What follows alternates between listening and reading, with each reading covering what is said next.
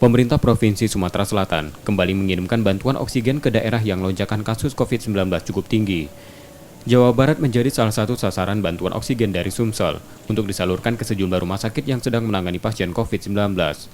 Gubernur Sumsel Hermanderu memastikan pasokan 85 ton oksigen langsung diberangkatkan. Sumsel termasuk pemproduksi oksigen dari sejumlah perusahaan. Dalam sehari perusahaan mampu memproduksi 100 ton oksigen. Besarnya pasokan membuat ketersediaan oksigen di Sumatera Selatan aman dan bisa membantu daerah lain. Di Sumatera Selatan sebenarnya bukan kali ini saja, tapi sebelum-sebelumnya juga sudah suplai ke baik untuk kebutuhan provinsi tetangga maupun di Pulau Jawa, khususnya di Jawa Barat. Kalau yang malam ini kita akan berangkatkan 85 ton. Yang sebelumnya Pak, total Sudah banyak, kita nggak tahu lagi, kita nggak pernah hitung terus-menerus berapa yang sudah disuplai, tapi contoh malam ini yang sudah sangat mendesak.